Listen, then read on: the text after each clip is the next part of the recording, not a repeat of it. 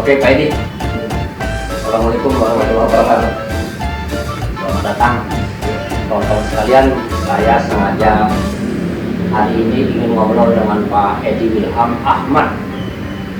Nama lengkapnya itu keren, Edi Wilham Ahmad. Nah, saya bisa hafal mudah nyebutnya begitu karena saya berkenalan sama Pak Edi ini sudah lama. Jadi kebetulan kita datang sama-sama dari Sumatera, tepatnya dari Sumatera Selatan, sama-sama merantau di Jogja, sekolah di Jogja, lalu kemudian nggak janjian sih, lalu sama-sama juga di Jakarta, mengarungi hidup dan kehidupan di Jakarta. Bedanya dia punya istri orang Jogja, saya orang Jakarta, bedanya. Tapi yang namanya perjalanan hidup itu menurut saya, dari pengalaman saya, memang masing-masing Allah menentukan jalannya sendiri-sendiri. Tapi kita punya banyak sama sebetulnya. Yaitu tadi, jalurnya sama, sama-sama sekolah di Jogja juga gitu kan ya. Pak Edi, saya kepengen seperti flashback gitu kan Pak Edi. Karena kita sekarang itu sudah terhitung, sudah umur kan? Iya. Sudah umur. Mau masuk generasi ketiga ya? Masuk ke Generasi ketiga. pengen ngakunya milenial.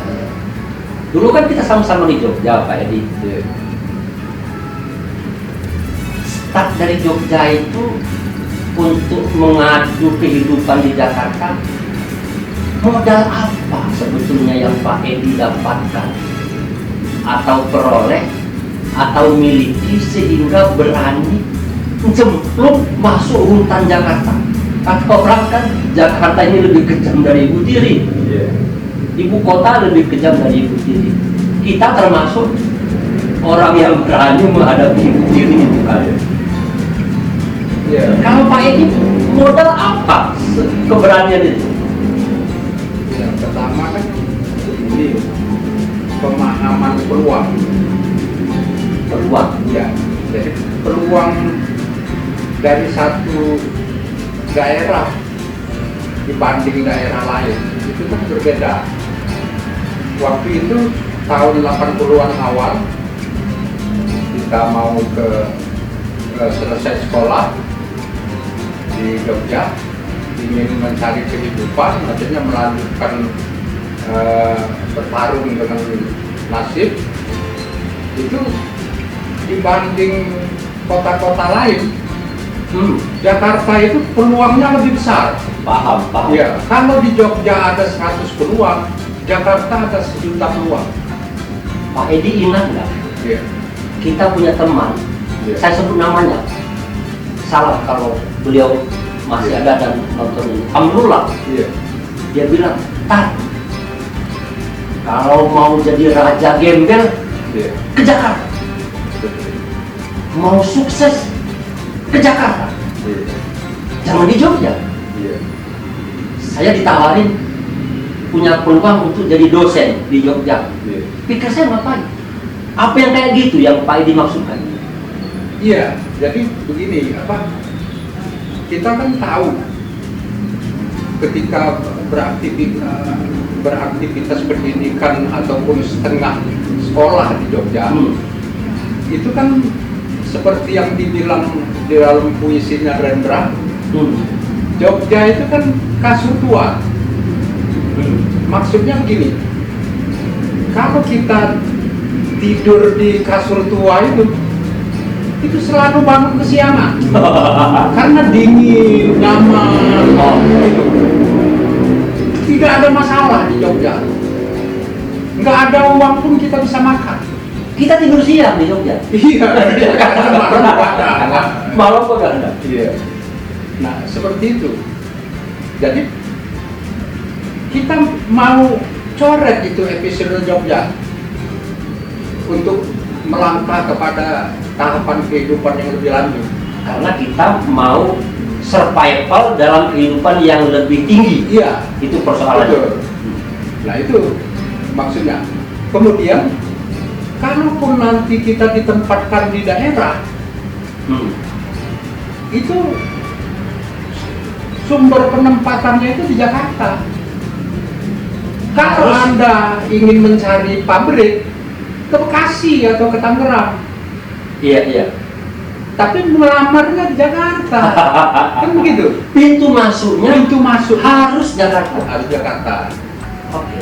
Ini bukan apa membeda-bedakan, kawan-kawan sekalian. Fakta sosial budaya kita begitu. Ini mungkin jadi problem bagi kawan-kawan ahli perkotaan pemerintah. Suka atau tidak suka, paling tidak di angkatan Pak Edi dan saya gitu tadi ya. Ada anggapan pintu masuk itu harus di Jakarta. Tapi Pak Edi mencari peluang kan di Jakarta. Kenapa berhenti di Jakarta? Ya karena memang ternyata tempat yang bisa kita berkiprah itu ya adanya di Jakarta. Beda dengan orang yang ditugaskan, misalnya adik saya ya, dia lulusan dari Universitas Sriwijaya. Dia merantau juga ke Jakarta, melamar jadi pegawai negeri di Departemen Pertanian. Oh, ditaruh di Lampung. Nah itu orang Lampung tentu saja menerima dia sebagai orang Jakarta. Iya, orang Jakarta. Nah, kalau saya sebagai orang teknik, saya kerja di pabrik, ya ada pabriknya itu ada di Jakarta, ya saya di Jakarta. Iya.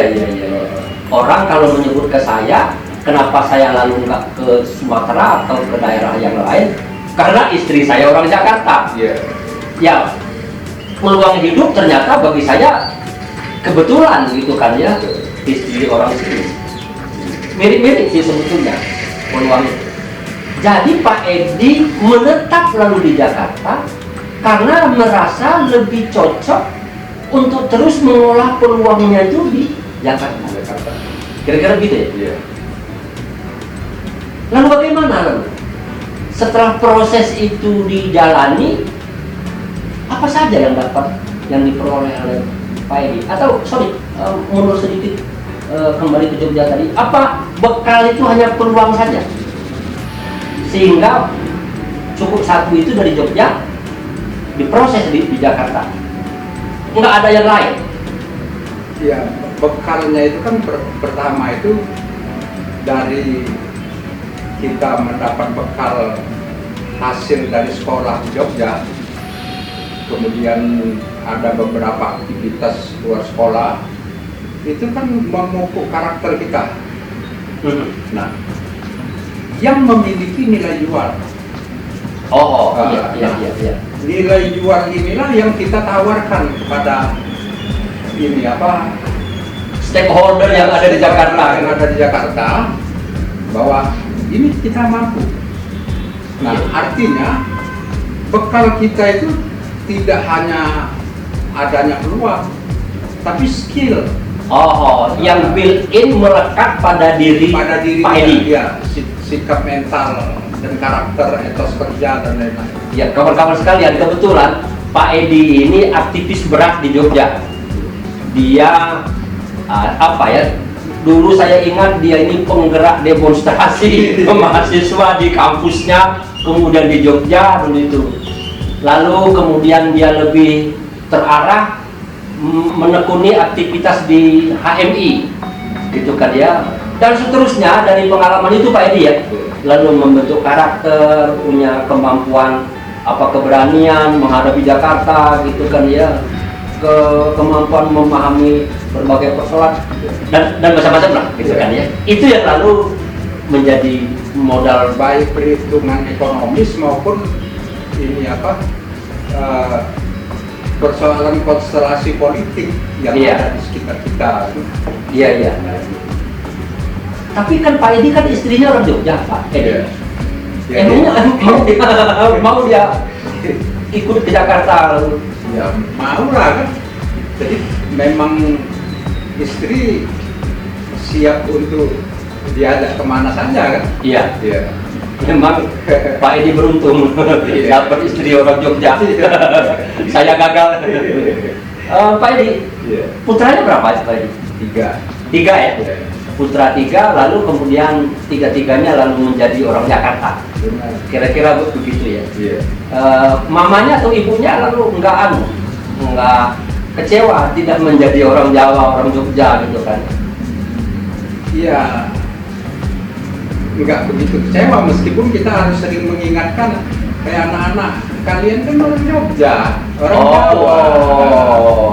Itu. Jadi Pak Edi masih tetap mencoba membangun akarnya. Iya. Terus mamanya juga di rumah manggil anak laki-laki tole, tagi gitu kan, no kalau perempuan kan. Iya. Jadi suasana Jogja itu tetap termasuk makanannya kan. Iya. Gitu. Lah Pak Edi kan sendiri kan orang Palembang. Iya. Lalu akar Palembangnya gimana? Sama, saya bilang kalian ini kan anak Palembang.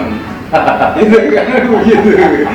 Iya. Ya kawan-kawan sekalian, anak-anak yang terlahirkan di Jakarta dari orang tua gabungan dari etnis yang berbeda gitu kan ya, lalu dia menjadi lebih punya wawasan kultural yang lebih luas gitu kan. Anak Pak Edi merasa jadi orang Jawa, merasa jadi orang Jogja, tapi sekaligus juga dibangun dia juga orang Palembang, orang Sumatera. Sekarang dia juga menjadi orang Jakarta. Itu diantara keuntungan kita yang menikahnya campuran Pak Edi ya, campuran, tidak satu etnik, kira-kira begitu. Ya, tentu saja anak diperkaya dengan 2 budaya utama ya, 2 budaya utama selain dengan budaya milieu kelahiran mereka. Positif nggak hasilnya Pak Edi menurut pengalaman? Menurut saya positif. Apalagi kalau kita menggunakan prinsip bahwa budaya dan tradisi puncak masyarakat kita itu kan sebenarnya tradisi dan budaya puncak daerah-daerah itu, dan itu yang kita ambil. Yang positifnya diambil, yang negatifnya dibuang. Oke. Alhamdulillah kalau menurut saya Pak Edi punya putra-putri masih memiliki akar budaya. Kenapa kawan-kawan? Zaman sekarang, zaman digital, generasi milenial itu bisa tidak punya akar. Ya seperti begini contoh, anak tetangga, neneknya datang dari Klaten, dari Jawa. Kita tanya, di rumah ada siapa? Tahu ada tamu. Kan gitu. Jadi dia tidak tahu kalau itu sebutannya nenek. Yang harus dihormati dan tamu istimewa sebenarnya. Iya. Tamu yang diistimewakan. Iya, betul. Meskipun secara kultural juga kita memang harus menghormati tamu. Betul. Tapi ini tamu yang lebih harus dihormati lagi. Iya. Nah, sikap pandang seperti itu kan sebetulnya tidak mudah Pak Edi untuk dimiliki oleh anak-anak sekarang. Menurut saya ya. Kenapa? Karena mereka kan sudah dipengaruhi oleh sikap pandang global. Mereka sudah belajar dengan YouTube, belajar dengan Google, gitu kan. Mereka menjadi manusia antah berantah, kira-kira begitu. Dan ketika ada angin kencang yang menerpa mereka, mereka tidak punya akar, goyang. Umpamanya, banyak anak muda sekarang itu merasa tidak perlu punya negara, nggak apa-apa. Kalau kita kan merasa saya Indonesia, gitu kan ya. Itu bahaya sekali. Menurut Pak Edi gimana? Secara politik, anak muda sekarang itu harus ditanamkan semangat keindonesiaannya, dan dia tentu punya akar, kata Pak Edi tadi itu budaya daerah, ya. Atau ya ada tren zaman dunia menuntutnya begitu. Sebenarnya budaya nasional dalam hal ini Indonesia maupun budaya kosmopolit dunia kan, itu harus dibangun dari pemahaman dia terhadap budaya-budaya asal mereka, asal orang tua mereka. Nah karena itu ini yang kita tanamkan, bukan budaya Indonesia gitu. Yang kita juga susah menjelaskannya budaya Indonesia itu seperti apa sih. Yang mereka pahami kan budaya tradisi ini. Iya, karena budaya Indonesia itu kalau toh ada masih dalam proses. Iya, proses. Budaya kan tidak bisa dibangun Betul. 10-50 tahun kan. Iya. Budaya Jawa membangunnya ratusan tahun. Betul. Ada Meskipun budaya negara atau bangsa ini dibangun puluhan tahun seperti sekarang ini kan udah 70 tahun lebih. Hasilnya apa? Artinya jelas. belum tentu juga terbentuk Iya. budaya baru, Belum terbentuk. budaya Indonesia itu kan. Bahkan apa bedanya ini apa masyarakat muda kita dengan masyarakat muda Hong Kong atau di New York sama, Iya. nggak ada ciri khas. Iya. Gitu. Sama. Iya. Pakai jeans, Makanannya, Iya. makannya juga bisa. betul, Gitu bisa kan. dan lain-lain. Fried chicken Iya. sama aja. Minimal itu nugget. Iya. Atau kemana-mana cari mie instan, Iya. gitu kan ya.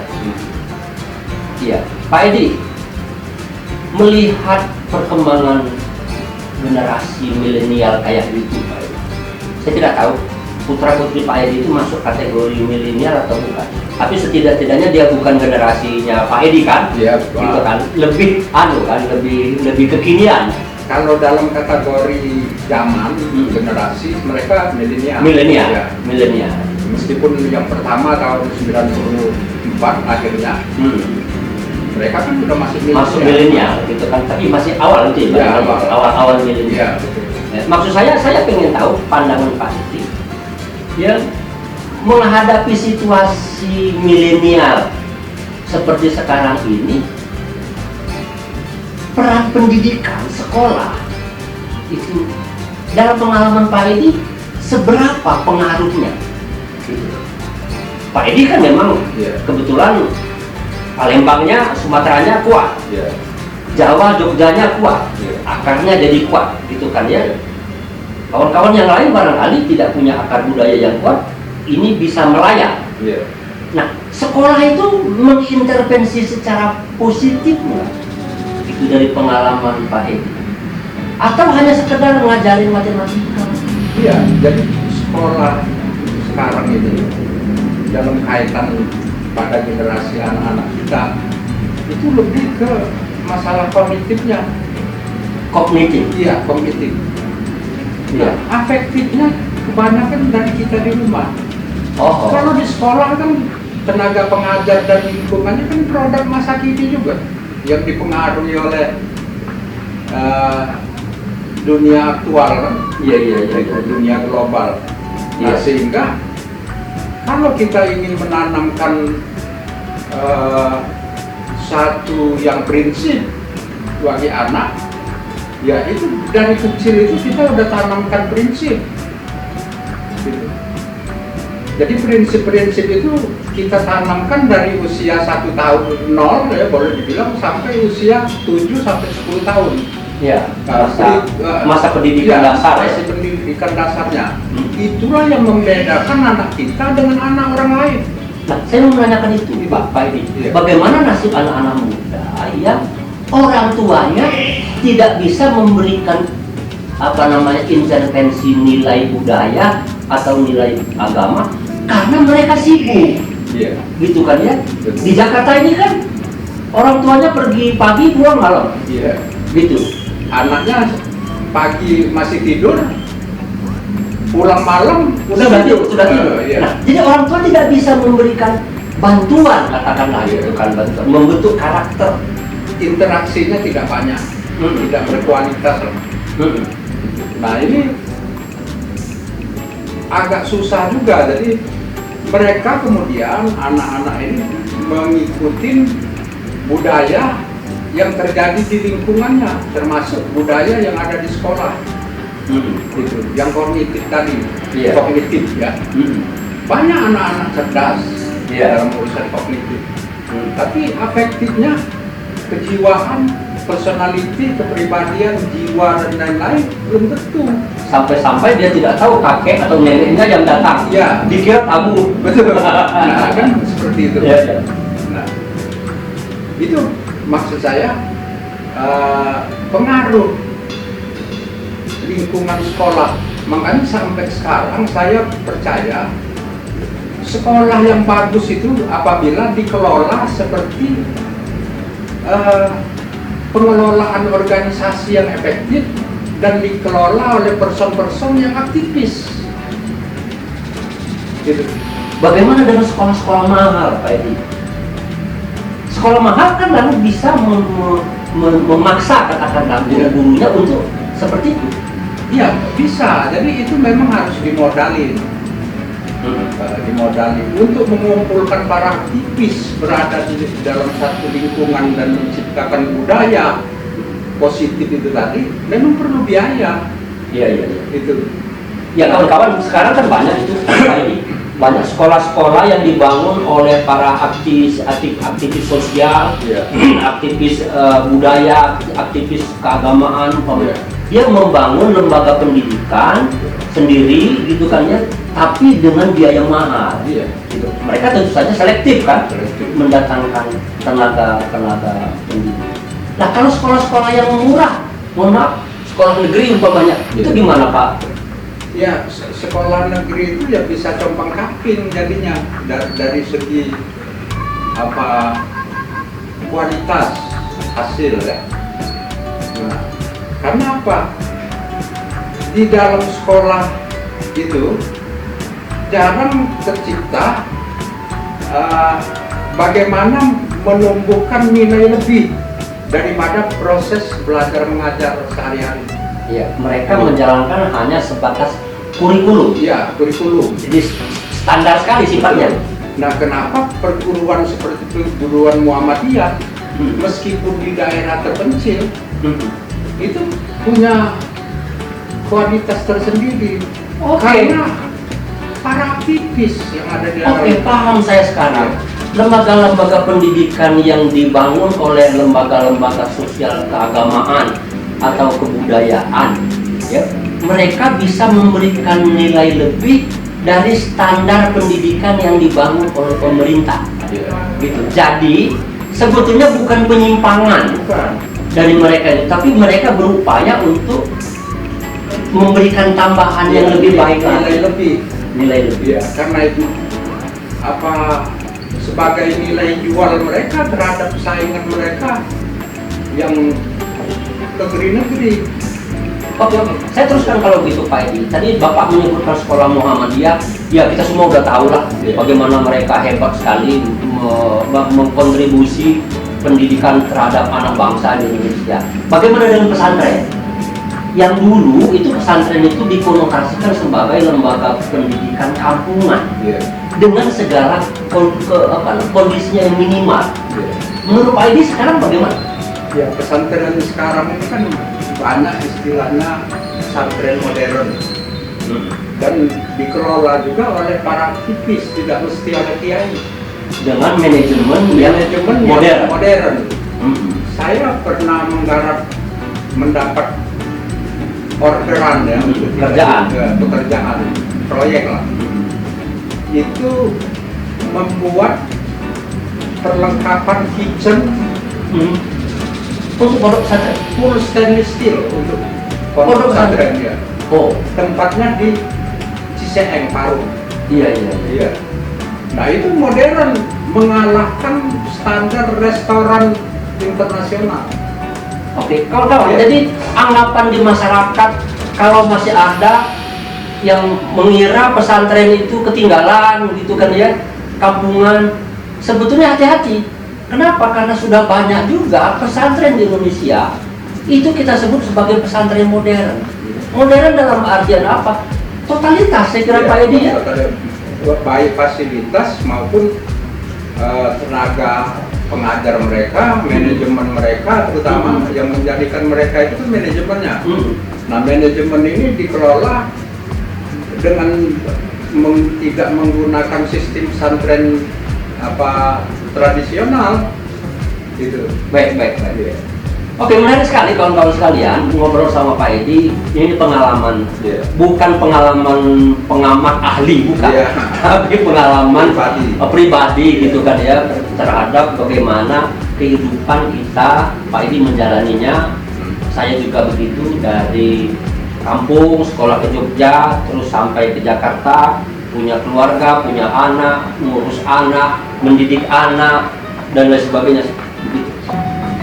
Bagaimana menurut Pak Edi melihat perkembangan dunia milenial dan generasi milenial sekarang ini yang potensial lepas dari akarnya, akar budayanya, kalau saja pendidikan juga tidak optimal, gitu kan ya, keluarga juga tidak optimal. Nah, bagaimana agama? Peran agama dalam hal ini. Maksud saya agama itu adalah institusi-institusi keagamaan, kemudian tokoh-tokoh agama, kira-kira bisa mendekat nggak sama anak-anak muda? Masuk nggak mereka di tengah kondisi zaman sekarang ini? Apakah mereka lalu agamanya juga pindah ke Google? Kan gitu kan, seperti yang orang katakan itu kan ya. Menurut Pak Edi berdasarkan pengalaman itu bagaimana? Ini secara institusi misalnya masjid atau tentu saja ada pengelola masjid.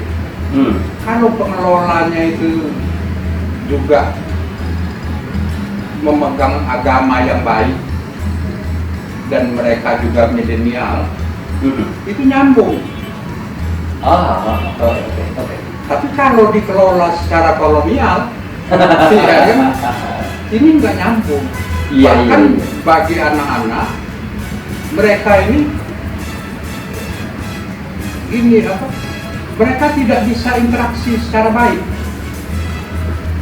Hanya saja anak-anak itu dipengaruhi oleh lingkungan mereka. Misalnya anak saya misalnya itu baru rajin ke masjid misalnya, itu ketika dia bekerja di kantor. Jadi karena teman-temannya pas istirahat ke masjid, dia ke masjid. Dilakukannya di kantor. Bukan di dekat masjid, di dekat rumah Pak Edi. Bukan. Karena pengelolaan masjid di dekat rumah Pak Edi tidak nyambung dengan anak-anak milenial. Betul. Pernah ketika dia masih remaja kecil, nongkrong di lingkungan, dan tempat nongkrongnya itu di depan masjid, itu diusir. Malah diusir? Diusir. Bukan dipanggil? Kalau saya begitu. Iya. Kan tinggal selangkah lagi masuk ke masjid. Iya. Nah, itu bedanya. Iya. Nah, sehingga institusi dan tokoh agama juga itu harus menyesuaikan selera daripada anak-anak ini. Iya. Gitu. Kalau kita menggunakan gaya konservatif, kita anggap sama dengan zaman kita dahulu, bisa marahin dengan bawa rotan dan lain-lain. Ya itu nggak cocok dengan anak sekarang. Betul. Agama itu tidak pemaksaan. Iya. Kawan-kawan sekalian, sebetulnya nggak masalah dengan perkembangan zaman. Manakala institusi keagamaan dalam contoh Pak Edi itu masjid dan tokoh masjidnya. Tokoh masjid itu terdiri atas pengurus masjid, ustadznya, kiainya barangkali gitu kan ya. Tahu situasi anak-anak, gitu kan. Jangan dengan perspektif mereka sendiri. Yang namanya agama itu kan ngomong. Untuk ini kan pendidikan, bukan haram halal. Bukan. Itu kan ya, bukan kamu kafir gitu kan, bukan begitu. Nah, masjid mestinya akomodatif terhadap anak-anak milenial. Ketika itu terjadi dalam contoh anak Pak Edi, memang di rumahnya enggak, di dekat RT-nya enggak, Tapi ketika di kantor, justru dia mendapatkan atmosfer. Bisa kok mereka. Anak muda itu ternyata bisa masuk masjid. Gitu kan ya? Kemudian kan di institusi kita kan yang dianggap beragama itu yang senior-senior. Iya. Tadi kan di luar percakapan ini saya cerita, saya itu menjadi takmir masjid ketika saya mahasiswa di Jogja, namanya Masjid Al-Amin Bumijo, dekat City Sewu. Nah, berarti usia saya baru 19-20 tahun pada waktu itu. Iya. Coba bayangkan betapa milenialnya ketika itu masjid itu. Iya. Bahkan kita berinteraksi dengan teman-teman baik cewek maupun cowok itu senang hati. Iya. Bergaul. Iya. Kita juga memilih penceramah, khotib yang sesuai dengan diri kita. Iya. Sekarang coba di perkampungan Jakarta, yang menjadi takmir itu yang tua-tua, yang sepuh-sepuh. Iya. Jadi masjid atau musola tempat untuk orang-orang tua, bukan untuk anak-anak milenial. Padahal jumlah anak milenial itu jauh lebih banyak dari orang tua. Betul. Mereka ini kalau tidak dikasih agama, tidak dibekali dengan agama, sementara sekolahnya tidak membantu, umpamanya orang tuanya sibuk dengan pekerjaan, lalu anak milenial ini siapa yang menyelamatkan? Benar-benar kehilangan akar dan tidak punya pegangan gantungan. Itu kan ya? Makanya sekarang kan ada fenomena, kalau anak ingin berimage agama, dari awal mereka udah sekolahkan agama. Gitu. Sampai ada program Hafiz. Tahfiz. Iya, Tahfiz. Yang walaupun saya pribadi agak heran juga. Kenapa menghafal Al-Quran itu yang harus digalakkan kan? Bukannya apa kandungan Al-Qurannya itu yang harus dipahami secara baik. Jadi begitu arahnya bagi yang ingin anaknya benar-benar beragama. Sampai di keluarga saya di Jogja, setiap anak saya ada di Jogja, itu paman-pamannya nanya, udah hafal berapa juz? Iya. Anak saya ketawa saja, senyum saja. Iya. Dia tidak hafal 1 juz pun. Iya. Jadi menurut saya kalau begini Pak, jadi kalau agama itu mutlak harus dari awal, apalagi dengan harus tahfiz, maka akan ada problem besar di masyarakat kita. Kenapa? Karena yang akan tergiring ke pesantren, umpamanya sejak kecil, masuk ke tahfiz, itu juga jumlahnya sedikit. Mayoritas anak-anak muda, mayoritas kaum milenial itu akibatnya tidak terakomodasi oleh agama, oleh institusi-institusi agama. Bukan Pak Edi mengatakan tahfiz itu salah, tidak penting, bukan tidak penting, penting sekali. Tetapi approach pendekatan terhadap anak muda itu kan banyak jalannya, banyak variasinya. Ya memang kalau ada anak Pak Edi atau anak teman Pak Edi yang memang sejak kecil memang sudah punya ketertarikan untuk menghafal Al-Quran, benar masuk ke sana. Tapi banyak juga kan anak-anak yang lebih suka main sepak bola, umpamanya kan gitu kan ya. Mestinya kita giring aja, oke, main sepak bola tapi yang di dekat lapangan yang di dekat masjid. Pas asar sholat ya, kan begitu kan ya. Jadi menurut Pak Edi agama itu apa mutlak dari sejak awal ataukah juga bisa mengikuti perkembangan usia anak-anak sebetulnya, perkembangan usia orang manusia. Kan ada orang yang barusan sadar agama itu ketika sudah mau ke liang kubur istilahnya itu. Bagaimana Pak? Yang menurut saya yang mau ke liang kubur tadi nggak usah belajar lagi. Kan? Nah, makanya saya berprinsip agama itu memang harus sudah ditanamkan sejak kecil. Tapi bukan pengetahuannya. Iya. Iya, iya, iya. Tapi moralitas keagamaannya, filosofi keagamaan itu harus sudah ada di dalam diri Iya, iya. anak-anak itu. Kembali jadi bukan kognitifnya. Iya, bukan kognitifnya. Iya. Kita salah paham Iya. kalau belajar agama kognitifnya, ilmunya. Betul. Padahal yang lebih penting lagi adalah afektifnya. Apalagi udah dicekoki dengan pikir-pikir. Semakin semakin berat. makin berat. Wudu harus begini, harus begitu. Mereka berpikir hitam putih. Hitam putih. Bayangin tayangan video yang berapa puluh menit itu hanya untuk menerangkan posisi jempol kaki Atau telunjuk. Iya, kan seperti itu kan. Iya, iya. Ya, nggak perlu terlalu tutorial. Iya. Gitu. Baik, Pak, ini barangkali ini yang menjadi constraint ya, kendala bagi kita sekarang semuanya itu ya. Kita kepengen agar anak-anak itu mempunyai nilai-nilai agama yang masuk ke dalam diri dia. Tetapi cara kita memasukkannya atau cara masyarakat kita secara umum menanamkannya itu tidak tepat seperti yang dimiliki oleh anak. Mungkin analog dengan tanam-tanaman, Pak Hedi ya. Lahannya subur, bagus, tapi bibitnya ngasal, ya, nanam sembarangan, gitu, enggak juga ada jaminannya, gitu kan ya. Tapi di Gunung Kidul, lahannya yang gersang, tapi bibitnya bagus sesuai, itu bisa ditanami, gitu kan ya. Baik, jadi menurut Pak Edi, apakah agama masih bisa menjadikan solusi terhadap berbagai persoalan-persoalan kehidupan kita sekarang ini? Saya melihatnya begini, lagi-lagi saya bukan pengetahuan agamanya, Iya.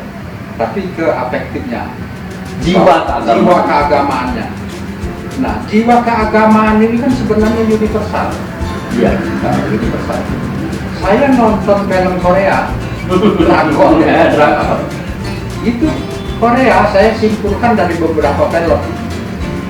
Itu mereka ini abangan agama apa aja, kebanyakan di sana kan Katolik. Iya. Tapi jangan dikira mereka paham Katolik. Iya. Mereka cuma pegang Iya. ikon saja kan.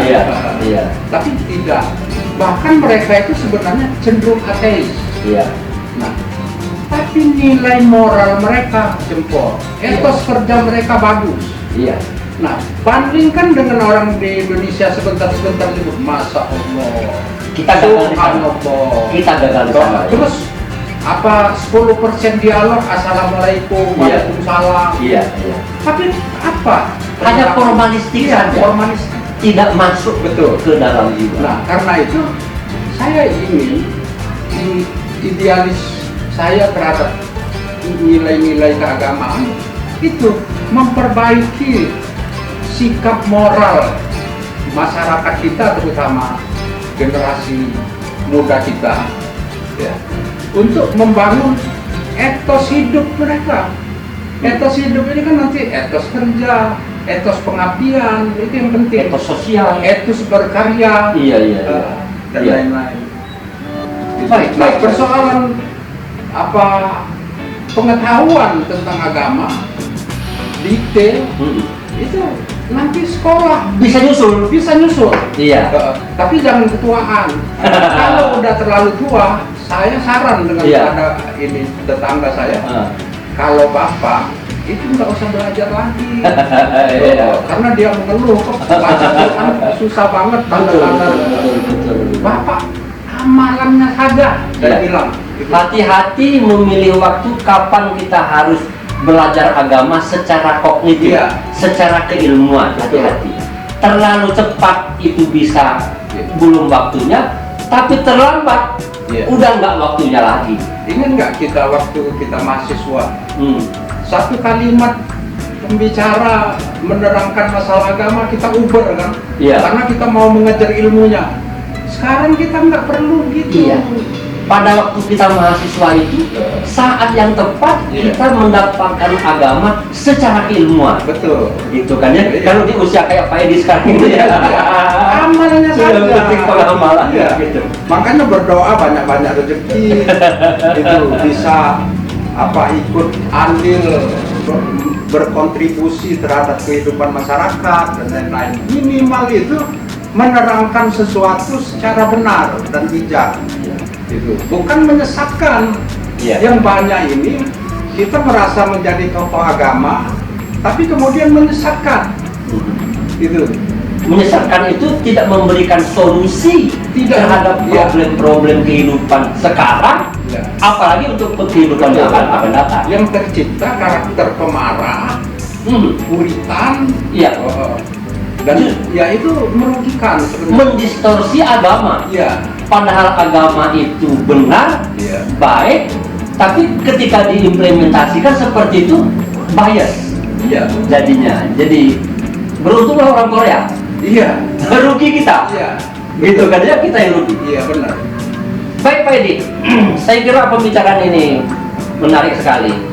Pak Edi adalah sosok yang tidak punya background keilmuan agama yang kuat, bukan tamatan sekolah agama, apalagi pondok pesantren gitu kira-kira tidak.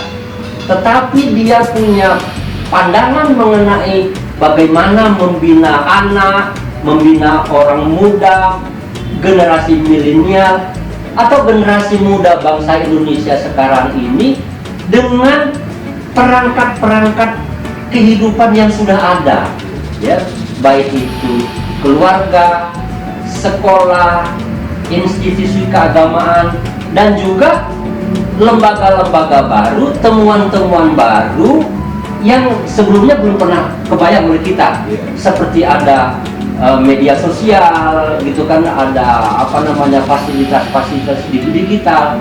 Semua itu sesungguhnya bisa diramu dengan baik apabila kita menyadari agama bukan hanya ilmunya, bukan hanya kognitifnya, tapi lebih kepada penghayatan, afeksinya, dan akhirnya adalah pengamalan. Apalagi kalau sudah usia, pengamalan itu membuktikan kepada Tuhan bahwa kita adalah loyal ke Yang Maha Kuasa. Ada tambahan Pak Edi yang bisa disampaikan ke kawan-kawan saya yang lainnya dalam kaitan ini? Hanya itu yang mungkin nanti ada inspirasi lain. Terima kasih sekali Pak Edi dengan perbincangan pada sore hari ini. Ini sudah waktu sore hari, dan kawan-kawan sekalian, kita akan banyak berbincang dengan kawan-kawan, kita menggali pengalaman-pengalaman dia. Istilah saya mencoba mengintip, mencari jejak ya kehidupan mereka. Siapa tahu dari jejak kehidupan itu ada serpihan-serpihan mutiara yang harus kita pungut, kita simpan, dan kita manfaatkan untuk kehidupan kita sehari-hari, baik untuk diri kita sendiri pribadi maupun untuk keluarga, lingkungan, dan lain-lain. Oleh karena itu maka jangan lupa kembali lagi ke channel ini pada kesempatan yang lain. Terima kasih. Assalamualaikum warahmatullahi wabarakatuh.